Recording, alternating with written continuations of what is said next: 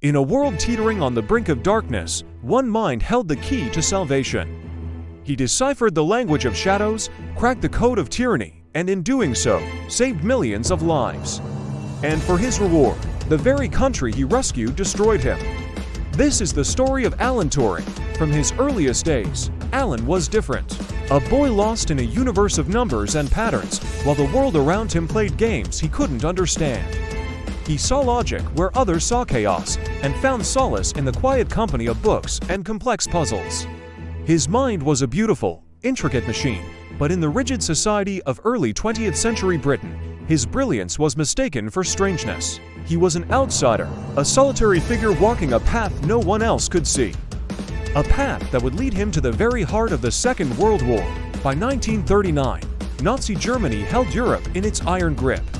Its deadliest weapon wasn't a tank or a battleship, it was a secret, an unbreakable cipher, broadcast every single day, coordinating the devastating attacks of its U-boat wolf packs. The machine was called Enigma. It had 159 million possible settings, a new one for every message. To the Allied forces, it was a symphony of gibberish, a code designed to be impossible. Breaking it was not just a challenge, it was the only way to win the war. As the fog of uncertainty descended upon Britain, a small, unassuming academic arrived at a secret estate known as Bletchley Park. Alan Turing had come to face the impossible. The task was beyond human capability. The code reset every 24 hours. No team of mathematicians, no matter how gifted, could check every possibility in time.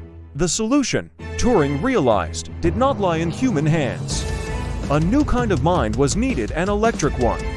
He envisioned a machine that could think, that could perform logical deductions at a speed no person ever could.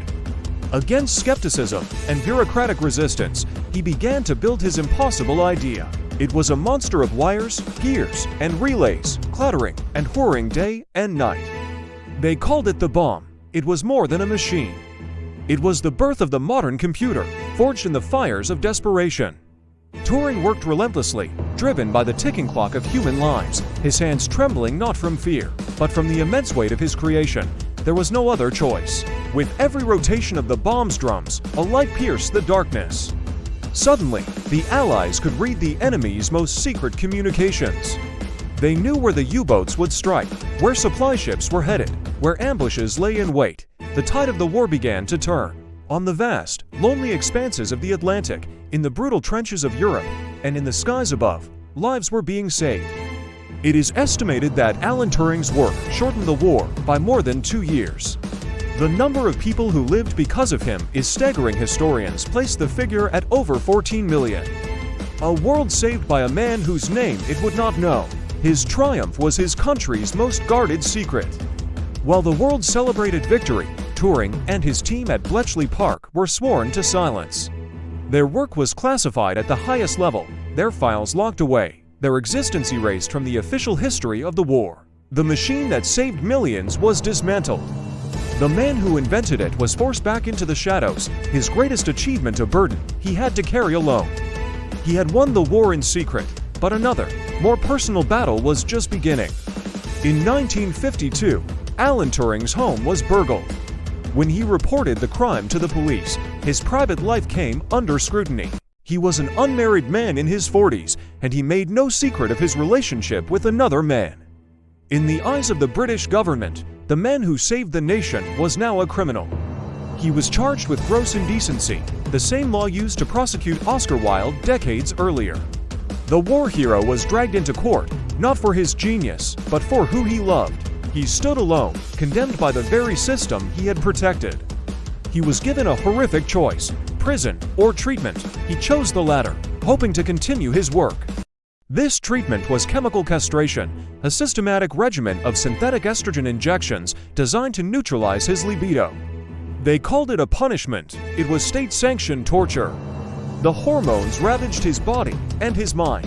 The brilliant intellect that had navigated the infinite complexities of Enigma was now clouded by depression and despair. His hands, once steady enough to wire a thinking machine, now trembled uncontrollably. The government that had relied on his mind now sought to break his spirit.